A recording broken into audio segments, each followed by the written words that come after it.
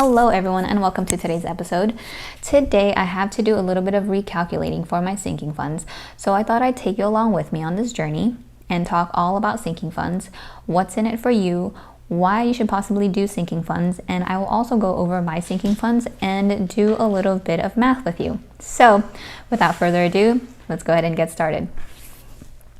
So if you don't already know what a sinking fund is, and if you haven't searched the YouTubes for what a sinking fund is, a sinking fund is a fund you know you will need to have for something specific or a group of specific things. For example, I had to get my tires done and I was sent to the ER at the same exact month. So not only did I have a medical expense, I also had a car expense that I was not planning for. Those are two examples of sinking funds that you might need to have: a health fund and a car fund. Other sinking funds that you might want to consider are things like holidays. Christmas is one big holiday that a lot of people save a lot of money for because they know that they have to buy Christmas presents for their whole family. Other things can be like vacations, if you're saving up for a honeymoon, or if you're saving up for a down payment for a new car, or for a house, or celebrating milestones or parties that you might want to have for the next coming year. Those are different things that you can already save up for because you know that those things are going to happen. So let's go over the sinking funds that I have for this year and possible sinking funds that I want to save for the year after. So for my sinking funds, I have the year fund for 2024, which I have already completed, but I had some recalculation. So now my goal is at 322. My year fund for 2025 was supposed to be 2,200, but because of the changes that happened in 2024, this had also been affected, which now puts us at $3,040, which I will go over in a second also.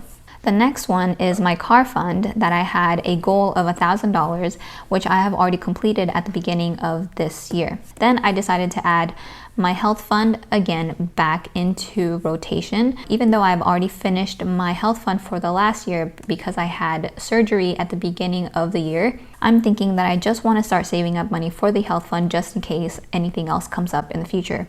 But this one, I don't necessarily have a due date for this, so I'm just kind of keeping this on the back burner just in case I have extra money that I can put towards that at any given time. The last one that I have is my work fund, which I wanted to save $2,000. And this is pretty vague also. I think I just want to start saving money for my work fund just so that I can start putting aside money for any gear that I might want to get, any tools that I might want to get. And this also does not have any due dates because this is just a thought that came into mind thinking about the next year's goals. So any extra money that I do have, I will go ahead and put towards that, but it's not necessarily a necessity or priority that I may consider putting money in immediately. So for my year fund, so I'd already completed my year fund earlier this year. However, because I recently just paid my insurance and I made a couple of changes to it, this had changed the insurance plan and premium drastically. So the insurance for $575 that I thought I was going to be paying in July ended up costing me a lot more. So that put me at $950. So I recently just paid for the full premium for the rest of the year, which was $950, but the balance that I had for my year fund was at $835 for the total balance for the rest of the year, because that's where I should have been at. So the other $115 that I had to pay for it basically became my variable expense, which then I had to pay out of pocket for. Now, the whole point of my fixed expense is so that I can keep it as a fixed expense. So what I did to keep my fixed expenses low is to have all of the fees that I have for the year, whether it's your insurance, your credit card fees, your car registration, taxes, any other subscriptions that you may possibly have. I put all of that into a year fund so that I can have my fixed expense as a fixed expense and everything else would be taken out of this fund. And besides the change in my insurance from the $575 to the $950, I also forgot that I paid for my mom's AAA in my membership. So it went from $136 to now $205. So that is probably going to renew at the same price, which puts us at that $322 for the year fund. So because of that change, we basically have to save up for the rest of the year fund. And not only that, that also puts a wrench in our year fund for the next year because of the changes that happened for our insurance plan. Because now that went from $2,200 to $3,040 total. So because of the recalculation that I have to do, I thought this would be the best time for you to be able to learn what it would take for you to get started with a sinking fund, what information you would need to get started on saving up for the sinking fund, and how to go about doing it. The things that you want to consider when you're preparing or saving up for a sinking fund is first, the total that you want to save up for. The second one is when you need to save up for it. The third is how many times you will get paid until then. And the last one is the calculation that we need to figure out how much we need to save per paycheck. So I made this cute little cheat sheet of how many times I get paid for the year. I haven't included my August paychecks for my sinking fund distribution yet, so I have included it here. I did highlight November and June as the months that we do get paid 3 times. I do get paid bi-weekly, and this is just how my paychecks get distributed. So if we were to look at that $322, we would need $22 by October and another $205 by October. That puts us roughly at about $225. And then the rest of the $95 would be due by November. So if we look at how many paychecks we have until October, by the end of September, we would have had 4 paychecks. So if we were to do the $322 by the 4 paychecks that we would have left until that time, we would need to put $80.50 per paycheck to be able to save that $322. Now, another option that I have is to hold off one more paycheck because my AAA is not due until the end of October, which will give me another paycheck to work with.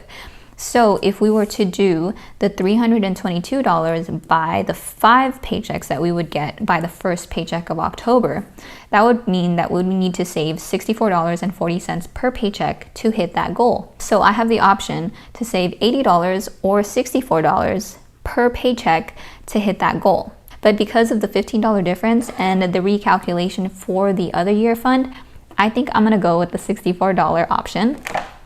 So I'm going to go ahead and put the due date for October and the paycheck number 1, and that would put us at $64.40 per paycheck. Or we can just round it up to $65. Now for that $3,040 that we need to save up for the next year's year fund, this gets a little tricky. You have 2 options. You can either get the total amount, and let's say we want to save up for this by the beginning of the year. By the beginning of the year, January, we would have had 11 paychecks all throughout August to December to be able to save up that $3,040. So if we were to do that calculation, that $3,040 divided by the 11 paychecks that we would have had, we would have to save $276.36 per paycheck to be able to hit that goal. So I currently cannot do that at the moment because I am only putting $250 aside for my sinking funds. So I'm already over budget if I'm considering possibly doing this by the beginning of the year. However, another option that I have is to look at when most of my bills are due. For me, most of my bills are due in Q1.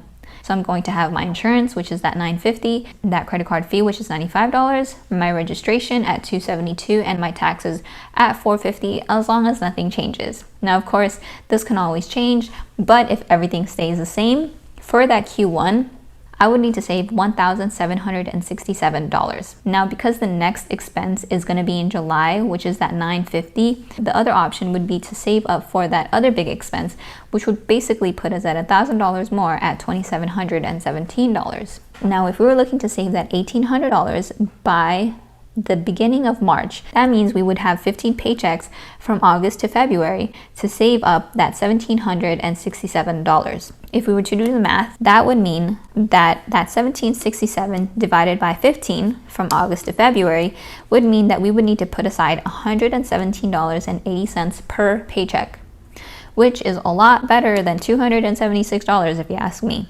But let's just do the calculation for the $2,700 and see what that would put us at.